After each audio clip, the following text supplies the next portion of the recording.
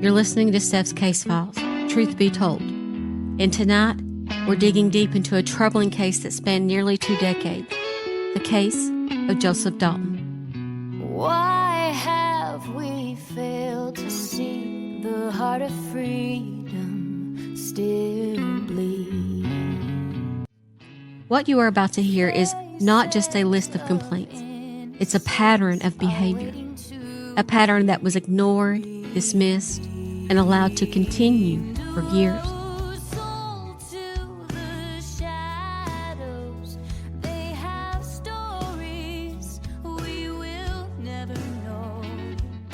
I received Joseph Dalton's 106-page school employee file, and I read each page.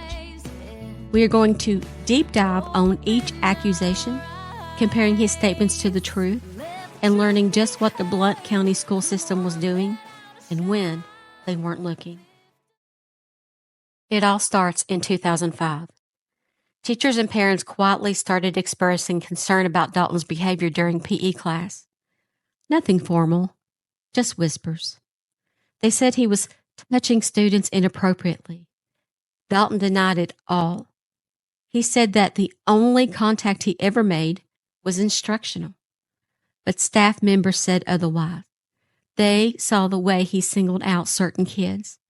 And even back then, they knew it wasn't right. Fast forward to 2010. An aide reports that Dalton was placing his hands on the lower backs of second-grade girls. A parent complained too. Dalton claimed he was just helping students line up safely. But the aide, she said he didn't do that with all the kids, just the girls. And when I say he was just telling them to line up safely, I'm going to quote and unquote that specifically as something that he said directly in regards to what he was doing. In 2014, a teacher saw something that didn't sit right. Dalton was regularly keeping one female student after class alone. He told administrators she just needed extra help, but there was no record of that student having any academic issues. And worse, parents weren't even notified. By 2017, the complaints were harder to ignore. Multiple students said Dalton made them uncomfortable with how he touched them during class. Dalton brushed it off. He said the students were, quote, misunderstanding, unquote, his teaching style. But staff members weren't buying it anymore. The reports were piling up, and they all sounded eerily similar. Then came 2020.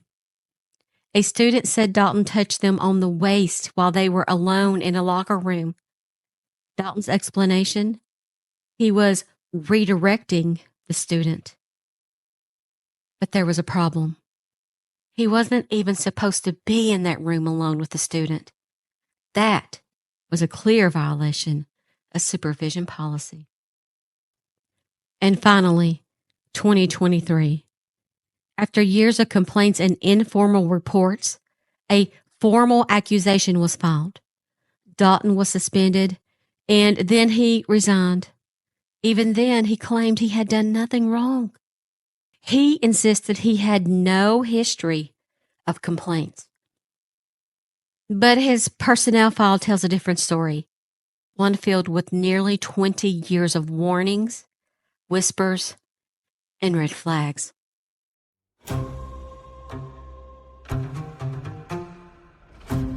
This isn't just a case about misconduct. It's a case about what happens when red flags are ignored, when institutions fail to act, when silence becomes complicity. His name is Joseph Dalton. For nearly 2 decades, he was a familiar figure in Blount County, Tennessee, a floating physical education teacher who moved from school to school, district to district, friendly, charismatic, trusted. But behind closed doors, a different story was unfolding.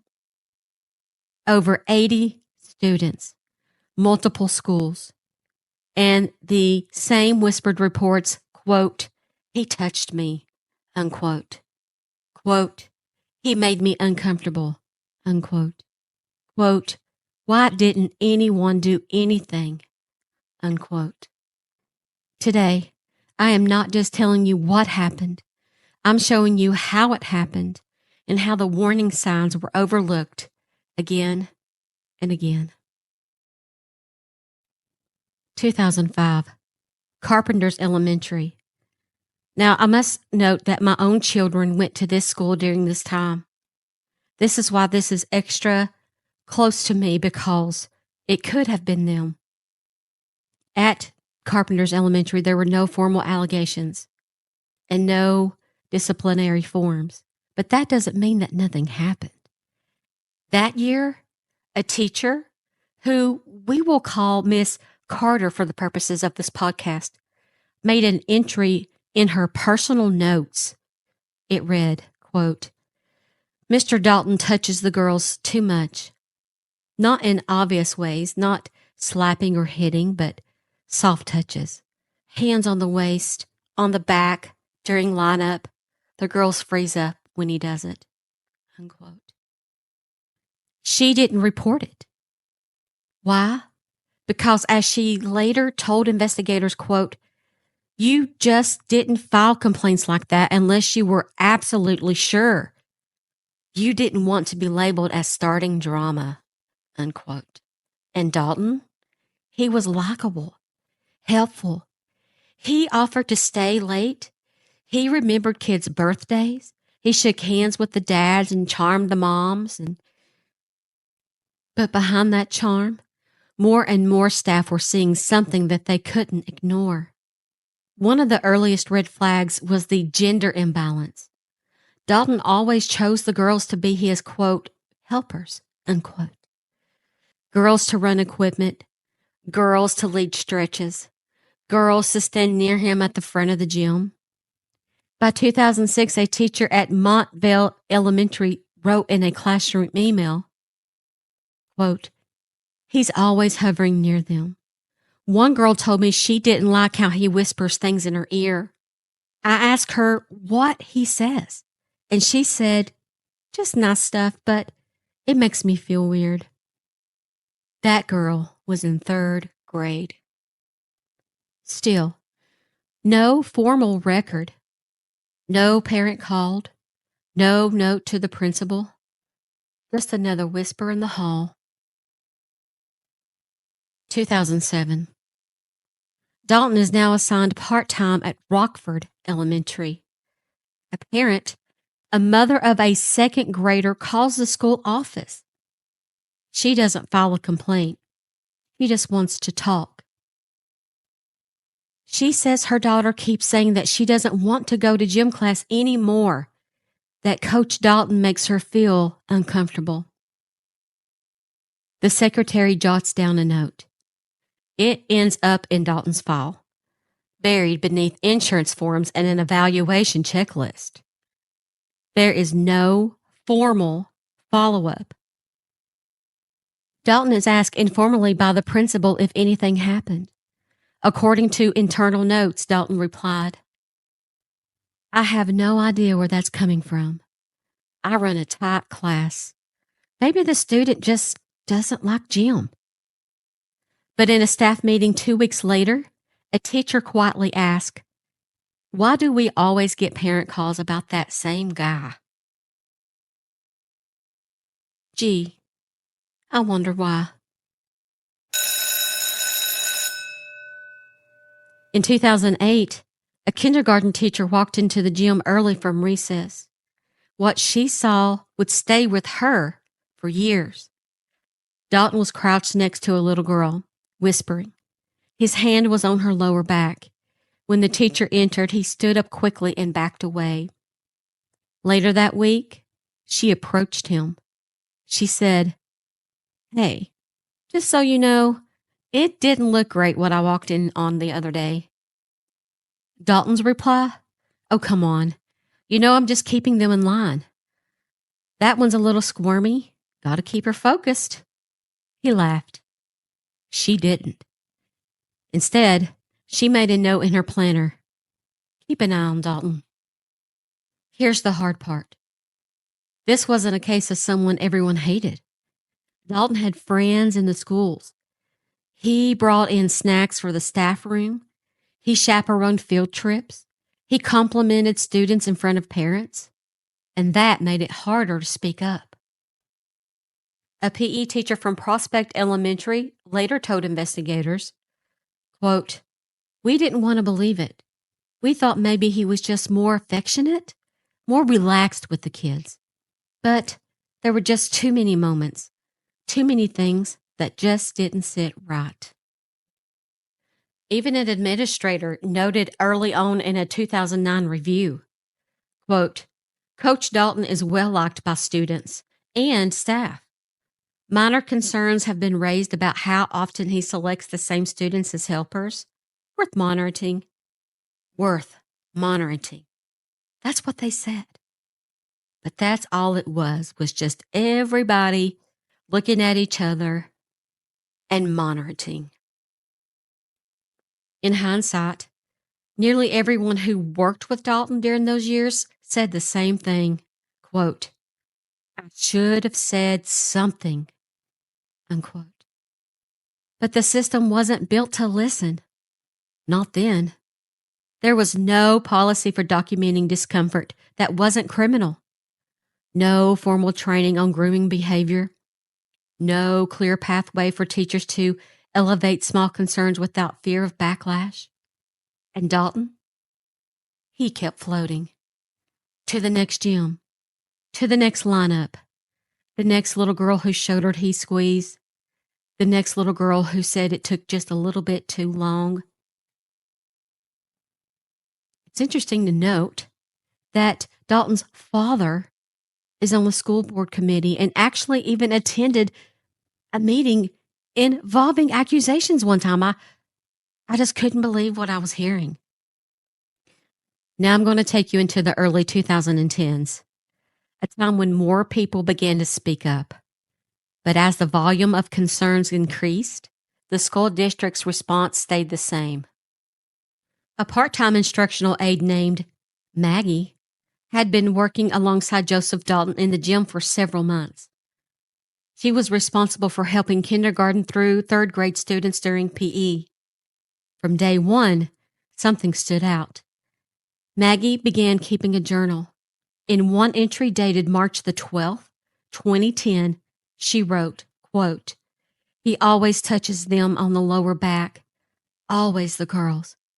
Lines them up with both hands, tells them they're his best little athletes. The girls look uncomfortable. It's not right." She even documented 7 separate incidences in 2010 between March and May. All similar. Same language. Same behavior. Always girls. She brought her concerns to the school counselor. The counselor reportedly replied, quote, "Thank you for sharing. It's probably just his way, but we'll make a note," unquote. There's no indication that note was ever placed in Dalton's official file. That same spring, another red flag. A mother calls Eagleton's front office. She doesn't want to get anyone in trouble. She just wants her daughter to feel safe. Her second grade daughter had started crying on gym days. When asked why, she said, quote, "I don't want to be near Mr. Dalton. He's too close," unquote. The girl said he called her sweetheart, touched her back and shoulder during warm-ups, and once held her hand for too long. The school principal briefly questioned Dalton. According to Dalton's written response in the file, quote, "I'm being careful. I keep order by using light contact.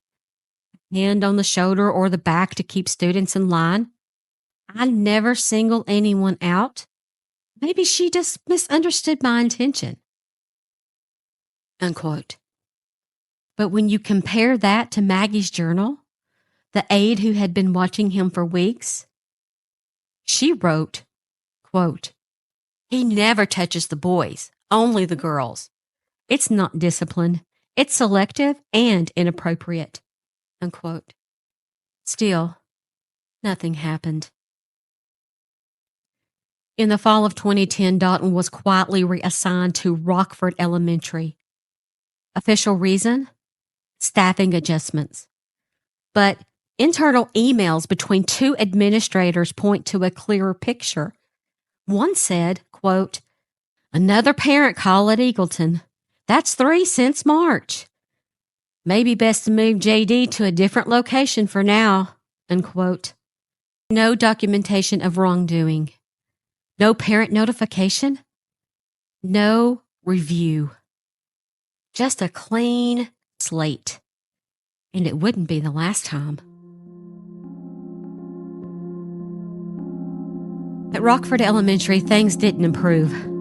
In early 2011, a first grade teacher walked into the gym unexpectedly. She caught Dalton guiding a student, a 6-year-old girl, with both hands on her hips. When she confronted him after class, Dalton reportedly said, "She was about to fall. I was steadying her." But the teacher made a note in her district email. Quote, "Not the first time I've seen that. He always says, 'It's nothing.'" She forwarded it to her principal. The principal thanked her, but again, no formal entry in his record. What's more chilling? This gym had no security cameras, no mirrors, and most of Dalton's classes were taught with the gym doors closed. By 2012, whispers started to become patterns. Staff started privately warning each other. New aides were told, "Don't leave him alone with the student." Teachers had an unspoken understanding. "Keep your eyes on the gym." One substitute wrote in a post-shift log, quote, "Kids seem anxious in this class, especially the girls. A few ask if they had to go." Unquote. Dalton received another informal check-in by a vice principal. His response, "I feel like people are watching me all the time now," he said. "I've done nothing wrong. I'm a physical teacher. That's part of the job." But there's no mention of these growing concerns in his annual evaluation. In fact, his 2012 review states, Dalton remains enthusiastic and well-liked by students. He brings energy to the PE programs. No mention of the parent concerns. No reference to the aid journals. No acknowledgement of a growing pattern. And then, 2013. In 2013, Dalton briefly returned to Carpenter's Elementary, where his career had begun years earlier. Within weeks, 2 separate staff members approached the school counselor. Both said he was once again singling out girls to stand by him, calling them, quote, "sunshine," quote, and, quote, "baby girl," quote. One student told her homeroom teacher, quote, "He said I'm his favorite and asked me not to tell anyone," unquote. The teacher reported this. The counselor escalated it. But instead of launching an investigation, Dalton was once again reassigned. This time to Montville Elementary. When later asked why he thought staff seemed suspicious of him during this period, Dalton said in a written statement, quote, "Some people just don't like how I teach. I'm hands-on. I give hugs. I build trust. Some people don't like that," unquote. But Maggie, the aide with the journal, later told investigators there's a difference between warm and boundary crossing, and he crossed the line every single day. She tried to tell them, but they did not listen. In 2014, the pattern changes because now he starts asking students to stay behind, alone. And it doesn't stop there. This is the isolation game. It's 2014, Carpenter's Elementary School.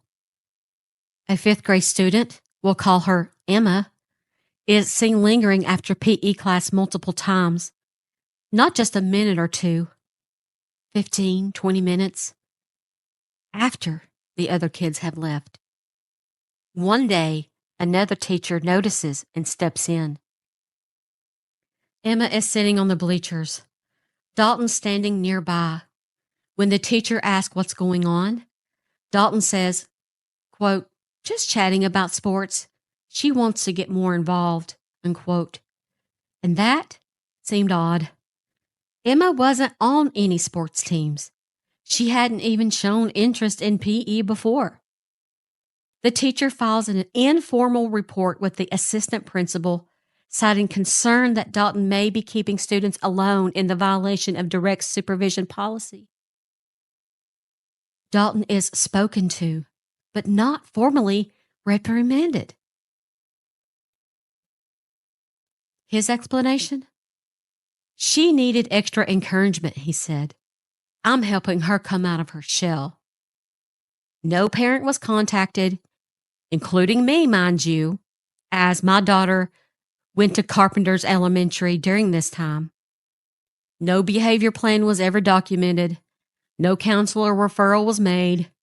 And Emma, she told her homeroom teacher that she didn't want to stay after anymore because, quote, it was weird. By the end of 2015, 2 more similar incidences had occurred at Montvale Elementary. One involved a 4th-grade student who had been seen alone with Dalton after class on 5 separate occasions. A staff member told the front office it was happening, but was told the following, quote, it's probably just mentoring. He's a coach. That's what they do, unquote. But again, only girls were being mentored. No boys were asked to stay. No academic or athletic concerns were on record for these students. In one case, the student later said Dalton told her, quote, you're special.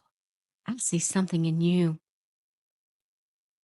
The teacher who reported the incident told investigators later, that phrase, it didn't feel motivational. It felt manipulative.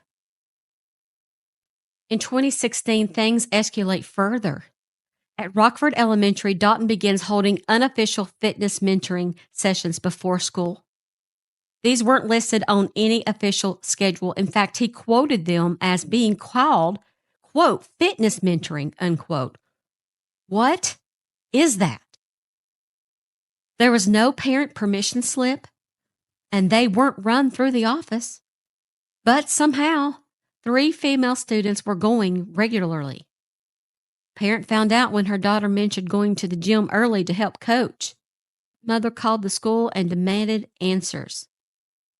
Dalton said, it was just something fun.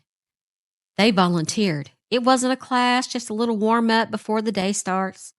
The principal told him to end the sessions. No action was taken against him again.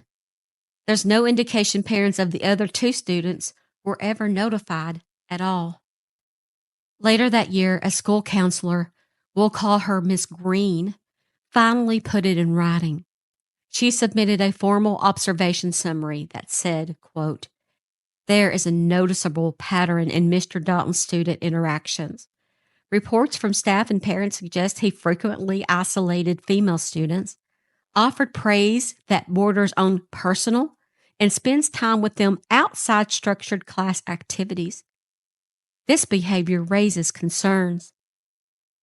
That report was filed internally, but never forwarded to the district HR department. Why? An administrator wrote in margin notes. No formal complaint from parent. Need more documentation before taking further action. And so, Dalton stayed. When asked to respond to these questions later on an internal review, Dalton said, I treat all of my students the same. Some of the girls just show more enthusiasm, and I like to reward that. But when compared to staff accounts, That simply wasn't true. In every case documented between 2014 and 2017, only girls were kept behind. Only girls were invited to early sessions, and only girls were described as appearing nervous, uncomfortable, or confused afterward. One counselor even noted in a private email, "This isn't mentorship, it's grooming behavior." That email was never made part of Dalton's personnel file. By late 2017, Montvale Elementary was on edge. The staff had started warning each other again. Dalton's reputation among faculty was shifting from friendly coach to watch him closely. A group of teachers requested a staff-wide refresher on boundaries and student interaction policy, specifically because of concerns around him. At that in-service training, Dalton sat in the front row. He raised his hand often. He volunteered examples of appropriate contact. One teacher told investigators later, quote, "It felt like a performance, like he was trying to prove something. But we all knew what was happening, and no one could stop it." At this point, Joseph Dalton had been involved in multiple incidents across several schools. He had received verbal warnings, parent complaints, staff reports, and counselor alerts. But never once, not once, had the district placed a formal disciplinary note in his file. The official reason? Insufficient documentation. But let's look at what was documented. Girls being kept after class without academic calls, unofficial gym sessions held off schedule, repeated reports of selective attention and whispering, at least 3 separate staff alerts between 2014 and 27 alone, and still nothing. Dalton continued teaching, continued floating, continued isolating students. The one thing that I noticed that I can say for sure is the constant silence from the district since the beginning of all of this.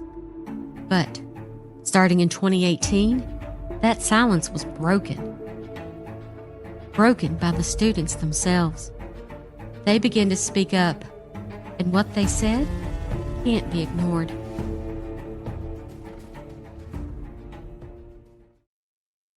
In the spring of 2018, a 4th grade girl at Montvale Elementary sat down with the school counselor. She was nervous and fidgeting. She said that she didn't want to go to gym anymore. When asked why, she said, quote, "Coach Dalton tells me I'm his favorite. He puts his hand on my back and it makes me feel weird," unquote. That counselor, Miss Green, who had raised concerns before, wrote in her report, "Student is visibly uncomfortable. Says she was, quote, told, 'Don't tell anyone. It's just our little thing.'" This wasn't discipline. It wasn't coaching. It was targeted, secretive, and calculated. Every part of it. And still, it did not result in a formal discipline. Later that same semester, 2 5th-grade girls approached their hometown teacher privately. They asked if they could be moved to a different PE class. When asked why, one of them said, "Coach is too close. He calls us names like cutie and sweet thing, and he always picks up the same girls." The other added, "He whispers to me. I don't like it. He says I'm the best helper." That teacher, now alarmed, told administration. But here we go again. Dalton was once again called in. His response? "I give compliments to everyone. I'm just trying to motivate the kids. Some of them are more sensitive, that's all." But records from staff meetings that month show internal frustration. One staff note read, "This is now the 5th concern brought up about Dalton in 3 years. At what point does someone act?"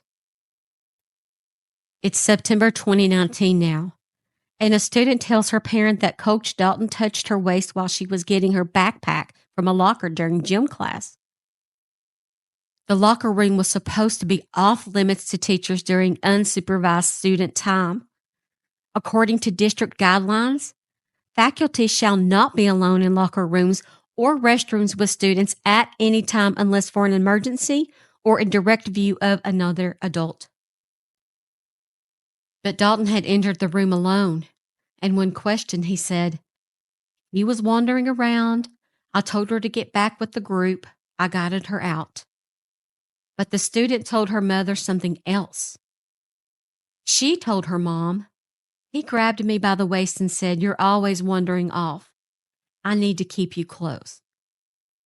The mother brought her concern directly to the principal. And what happened? Dalton was spoken to again. He denied wrongdoing again. And the case was closed again. After this locker room incident, Miss Green, the same counselor who had raised red flags for years, issued what would be her final formal warning against Dalton. In a written memo to the principal dated October the 3rd, 2019, she wrote the following, quote, "There is now a consistent and documented pattern of concerning behavior.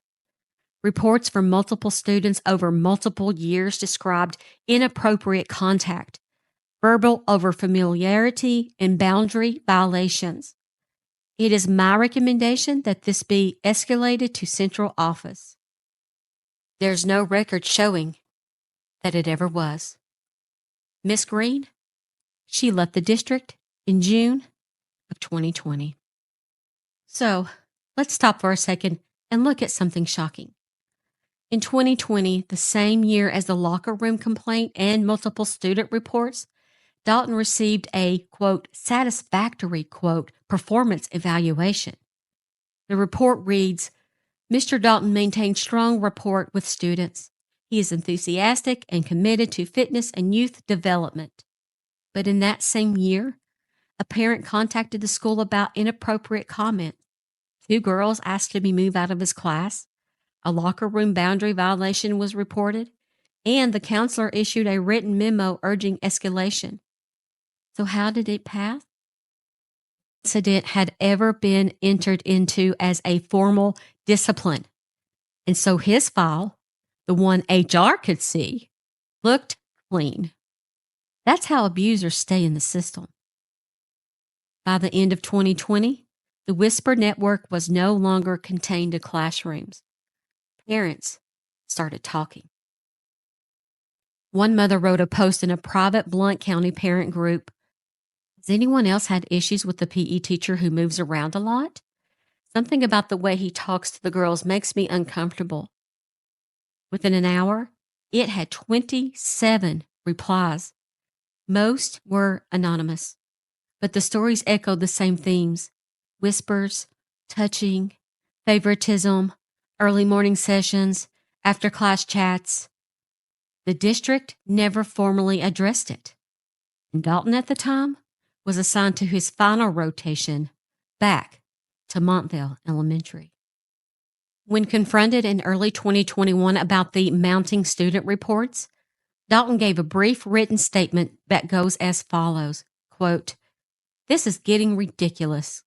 I'm a good teacher. Kids like me. Some people are just determined to take me down," unquote. He claimed the locker room incident was exaggerated. He said the girls requesting transfers were confused by hormones. He maintained that his praise was motivational, not personal. But the tide was slowly starting to turn. And finally, maybe the tide would be broken.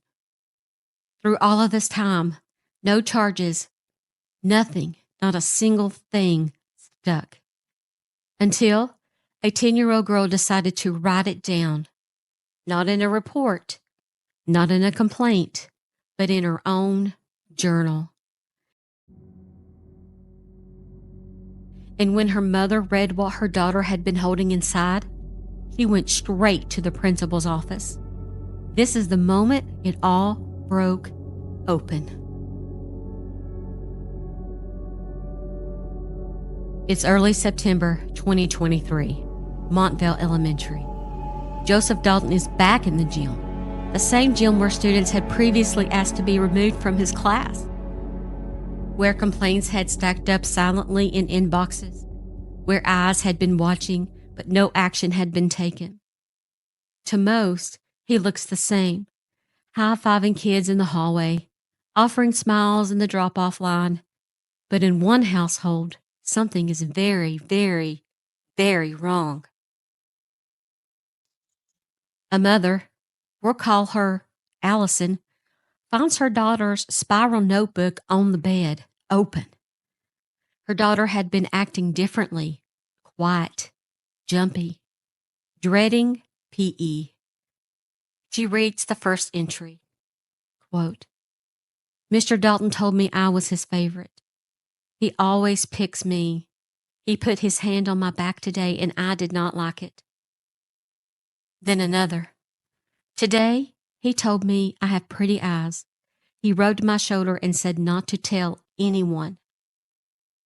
And another. He told me he would be sad if I switched classes. I told him I didn't like him touching me, and he looked mad. Allison closes the journal, she grabs it, and she drives straight to the school. It's a Tuesday, 8:04 a.m. School hasn't fully started yet. Allison walks into the front office and asks to speak to the principal. She has the journal in her hands. Inside the office, she places it on the desk and says, I want to know why this man is still around kids. Read this. The principal reads 3 entries and calls in the school counselor immediately. What's written there is deeply troubling, patterned, detailed, unmistakably grooming behavior. The principal calls the district office before 9 a.m., and by 11 a.m., Dalton has been pulled from class and placed on administrative leave. Finally, it took one girl's diary and a mother who wouldn't back down. On September the 6th, 2023, Blount County Schools issued an internal notification. Joseph Dalton has been removed from his current assignment pending the outcome of an investigation into conduct concerns raised by a parent, they said. They continue to say this matter is being referred to the appropriate authorities. For the first time in nearly 20 years, Joseph Dalton wasn't just being moved. He was being investigated. The district's HR department finally pulled his personnel file. And what did they find? Decades of notes, emails, parent calls, counselor memos, and the red flags that had never made it past the informal stage. They were there all along. On September the 18th, 2023, Joseph Dalton submitted his resignation. It was 1 paragraph long. Quote, due to health and family concerns, I will be resigning from my position with Blount County Schools effective immediately. I maintain my record as an educator in good standing and deny any allegations of wrongdoing. Unquote. But his record wasn't good. Not really. It just looked that way. Because no one had ever formally documented what they knew. And the girl's journal? That was no allegation. It was evidence. Shortly after Dalton resigned, the family's attorney forwarded the journal to Blount County Sheriff's Office. An investigation was opened. Former staff were interviewed. Aides turned over notes and counselors offered sworn statements. One former teacher said, quote, we knew something was off for years, but every time we reported it, it vanished. The sheriff's office built a timeline of incidents, many of which mirrored the students' journal entries. Eventually, 5 other families came forward. Their children's stories matched the same pattern: inappropriate, compliments, touching, secrecy, fear. Dalton pled guilty in September of 2024, and in April of 2025, his sentence was handed down for 5 separate charges of inappropriate touching of children. But before his sentence was handed down in court, Dalton read a prepared statement, and it was brief and hollow. Quote, "I never meant harm. I tried to be a mentor. If anyone was hurt by my actions, I am so sorry." Quote, but the damage had already been done. A community had already been betrayed. Teachers gaslit, parents ignored, and it just wasn't Dalton's fault. It was everyone who let it happen. Dalton took a plea deal, and he was ultimately sentenced based on him not having a past at all. He was sentenced to only 6 months probation. At the end of the 6 months, his record can be expunged. And as of May of 2025, his teaching license in Blount County is still active. But after his plea deal, Blount County Schools held a town hall. It was packed. Parents demanded to know, why wasn't his record flagged? Why weren't earlier complaints taken seriously? Why was he allowed back at Montvale? The superintendent responded, "This is a failure of documentation, oversight, and trust, and we will be conducting a full internal review." But that wasn't enough for some.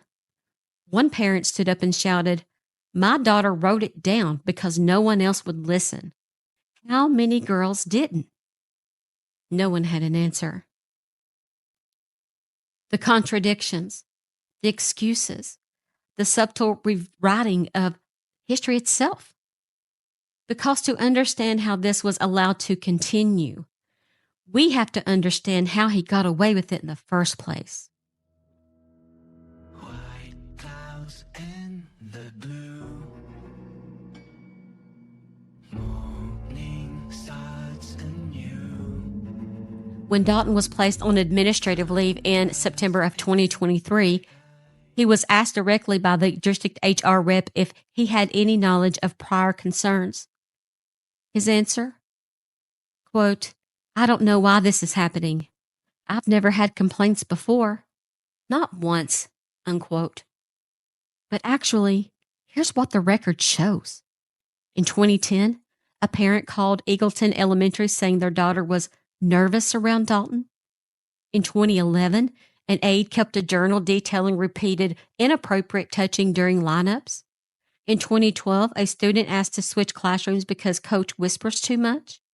In 2014, a staff member reported that Dalton kept a girl alone after PE regularly.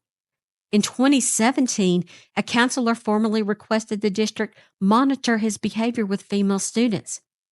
In 2019, a locker room incident was flagged by a parent and entered into a building report.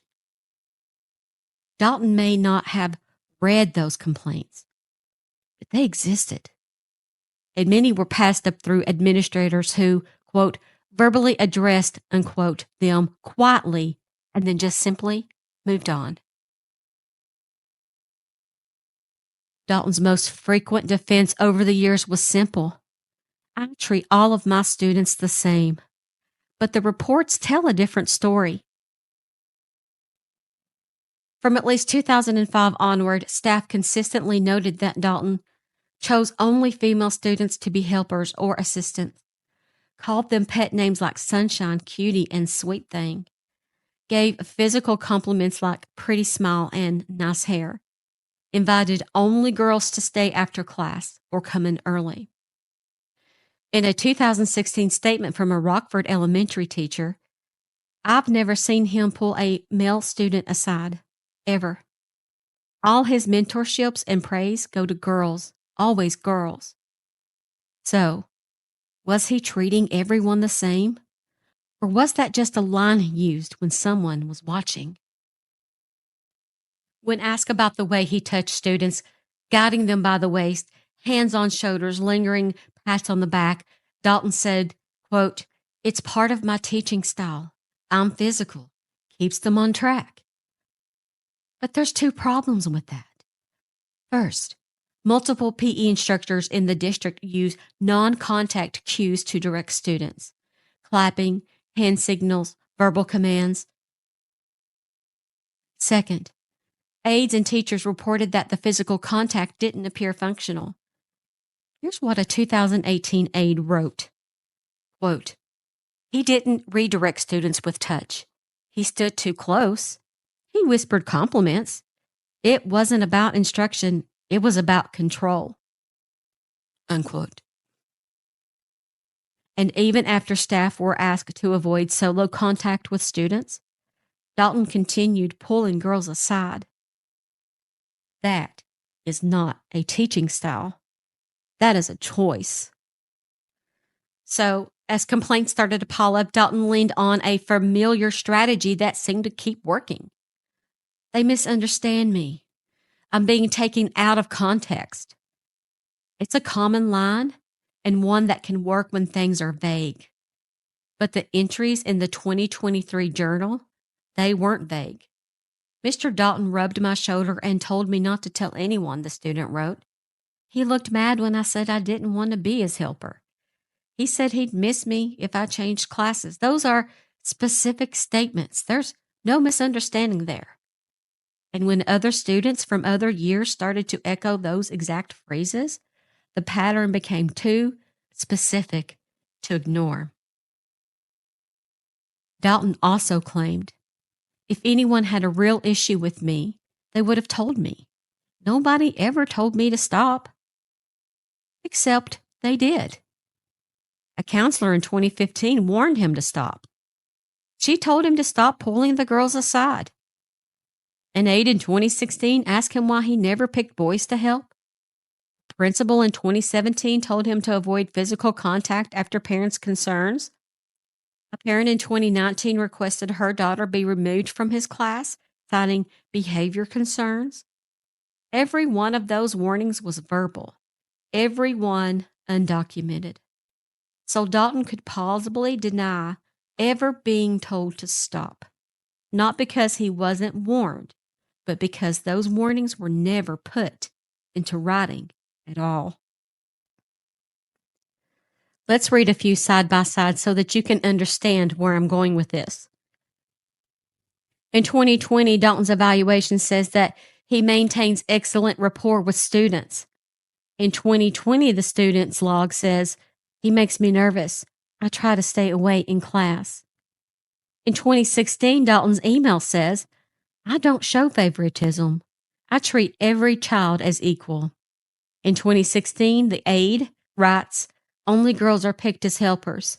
Boys have noticed and are starting to ask why." In 2023, Dalton said, "This is the first time I'm hearing of any serious issue, yet as an internal note back in 2012, multiple staff have expressed concern about repeated boundary issues with Coach Dalton." It wasn't just a lie. It was a carefully managed public image built on omissions, misdirection, and the district's failure to put anything on record.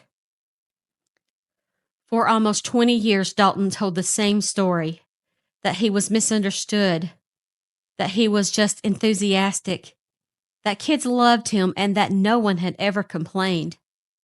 And it worked. Because without formal write-ups, without clear documentation, he could repeat that lie to parents, to principals, to investigators, until a little girl wrote it down in her journal, and someone finally believed her. On September the 19th, 2023, local station WBIR ran a breaking news segment. A longtime Blount County PE teacher has resigned following allegations of inappropriate conduct involving students at Montvale Elementary. The article didn't name Dalton yet, but the phone started ringing. One parent said, "I saw the headline and my heart dropped. I knew exactly who they were talking about." By the end of that week, his name was public. So were the details, the journal, the investigation, the 5 other families who came forward. Suddenly, what had lived in the shadows for decades was out in the open. On October the 3rd, 2023, Montville Elementary held a closed-door meeting with the parents of current students. It was tense, standing room only, angry, tearful, raw. One mother stood up and asked, "How many reports were made before my daughter had to write it in a notebook?" The principal tried to answer. She apologized. She said the district was reviewing all past incidents. But it wasn't enough. Another parent demanded, "Why didn't you warn us? We trusted you." Someone else added, "He was in our school for years. Our kids were alone with him." Some parents left in tears.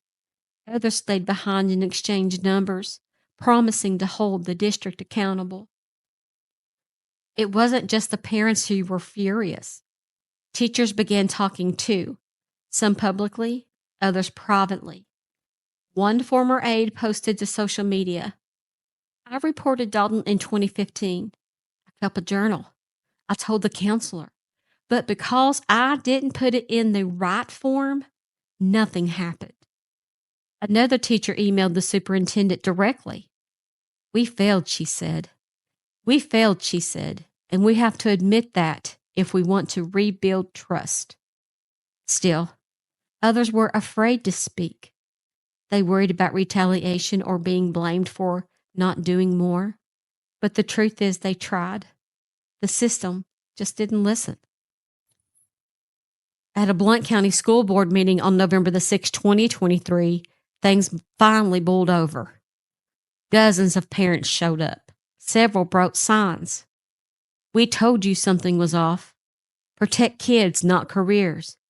Accountability starts now." Those are just a few of the things that the signs said. During public comment, a mother of one of the affected students took the mic. Her voice cracked as she spoke. "My daughter was scared to come to school. She told me and I told you. And you moved him. Again. You let him land in another classroom with someone else's child. How dare you?" The room was silent, then applause. Following the meeting, Superintendent Dr. Kayla Johnson gave a public statement. Quote, "We are heartbroken and furious. Joseph Dalton's actions have betrayed the trust of the district. We acknowledge there were multiple missed opportunities to intervene earlier. We are now launching an external audit of all personnel files and reporting procedures. We promise reform." She paused. Then she added, "And to the families affected, we are all sorry." It was the first time anyone from the district had taken ownership. But for many, it was too late. The private Facebook groups exploded with posts, parents asking if others had noticed the same behavior, former students coming forward with stories from years ago, teachers messaging journalists anonymously, neighbors wondering how long it had been going on.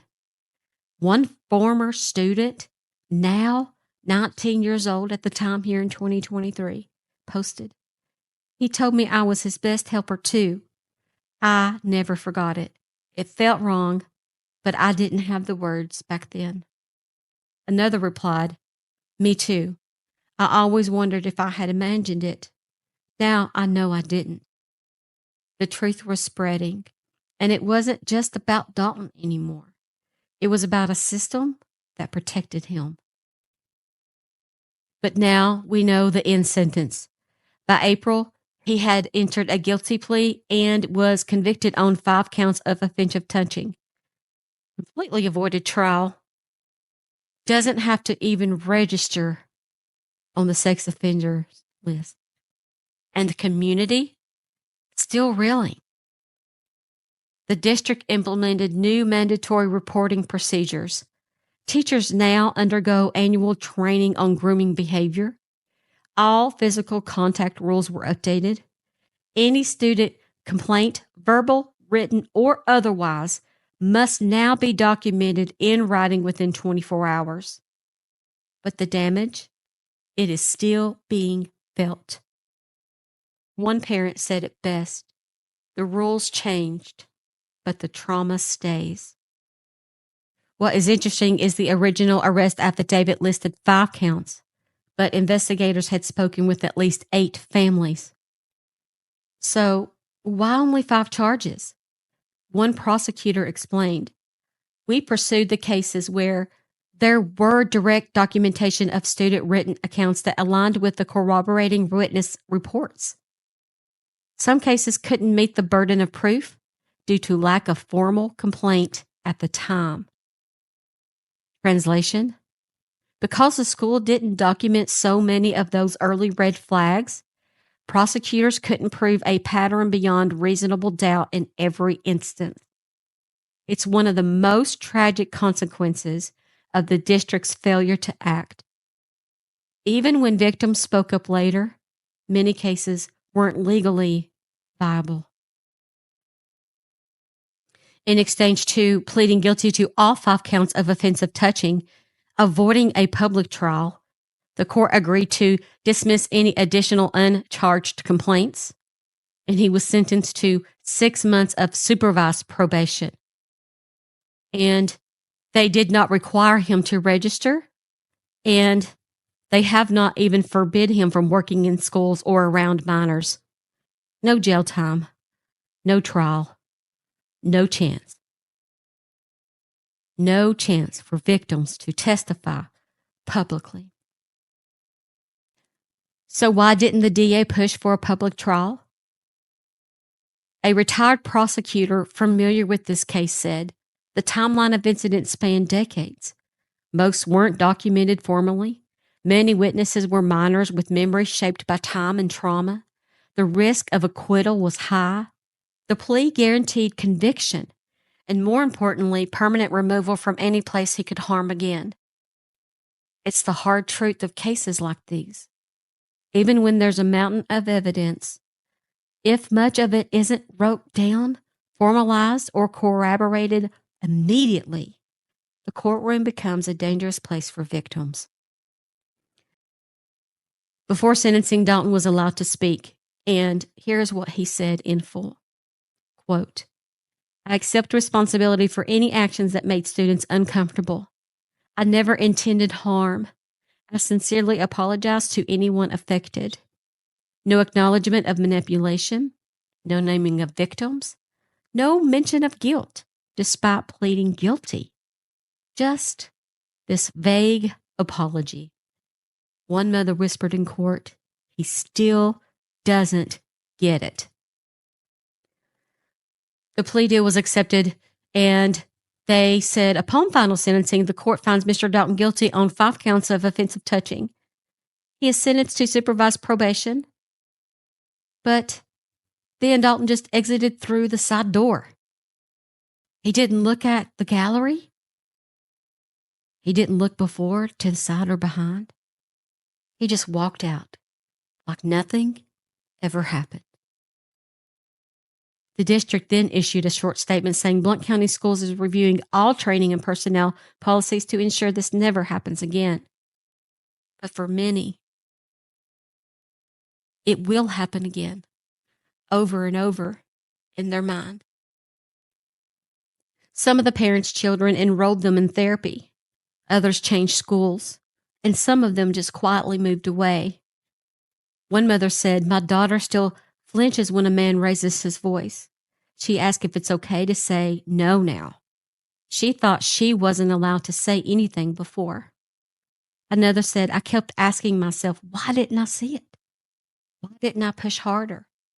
The guilt that survivors and parents carry, even when it's not theirs to bear, is devastating and it's far too common. Among educators, Dalton's name became shorthand for what not to miss. An anonymous teacher said, "We are watching out for each other more now, in a good way. We speak up when we see something that doesn't feel right." Another added, "If I see a colleague isolating a student, I don't second guess anymore. I document. I report." Internal emails showed that concerns were often discussed but never escalated. Several principals admitted they believed Dalton was being watched or had already been cleared. One administrator resigned quietly, as mentioned. Another was reassigned. The district issued a statement saying, "We acknowledge institutional failure. Safeguards must exist, not just on paper, but in practice." Still, no one outside Dalton faced legal consequences, and that angers many. One parent said Dalton was the problem, but the district was the machine that enabled him. Following Dalton's sentence, a local support group was formed. We said something. It includes former students, parents, and educators. They meet monthly. They've held listening sessions, and some survivors, now young adults, have spoken out publicly. One 18-year-old recently shared, "He used to pull me out of the line to talk. He called it special time. I didn't realize it until years later what it was." Another student added, "I used to think it was overreacting, but now I know I was being groomed." They're speaking, so now that others don't have to stay silent. To the families who spoke up, thank you. To the teachers who documented what they saw, we believe you. To the students who finally wrote it down, your voice matters. And to the districts across the country listening now, please, make sure this isn't your story too. Make sure that we all have a voice for every child and that every child's story is told. This has been Steph's Case Files, and I'll see you next time.